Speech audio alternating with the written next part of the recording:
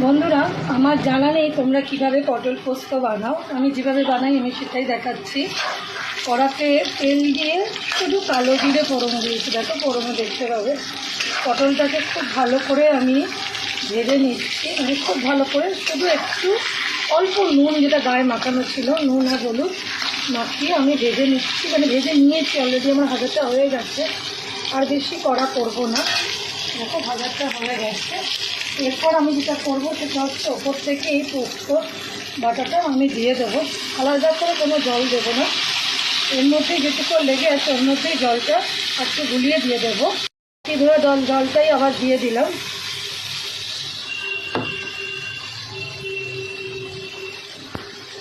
থেকে নুনটা দেব, পরিমাণ মতো নুনটা দেবে, লঙ্কার গুঁড়োটা দেব, সবটাই স্বাদ অনুসারে দেবে, যার যেরকম বাড়িতে চলে।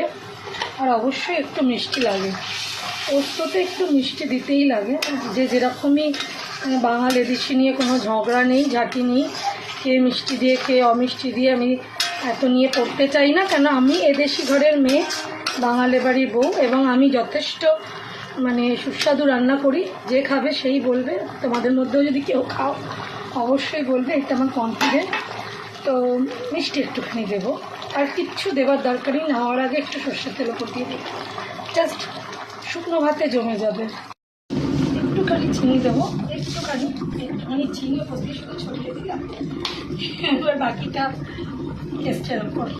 ওই এসে একটুখানি আর একটু গামাখা হয়ে যাক, একদম শুকনো শুকনো হয়ে যাবে, তেল ছাড়বে, নামিয়ে দেবো। কেন পটল আমি পুরো ভালো মতন তেলে, ছাকা তেলে ভেজে সেদ্ধ হয়ে গেছে, আর কিছু লাগবে না।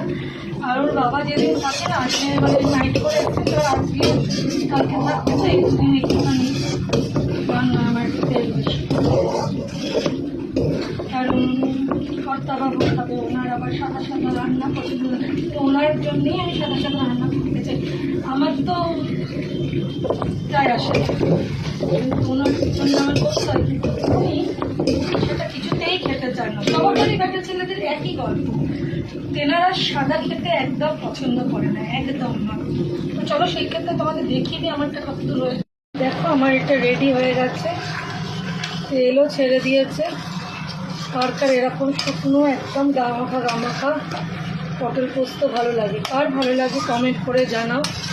এইভাবে করলে শুকনো ভাতে প্রথম পাতে কার ভালো লাগে বলো, কমেন্ট করে জানাও।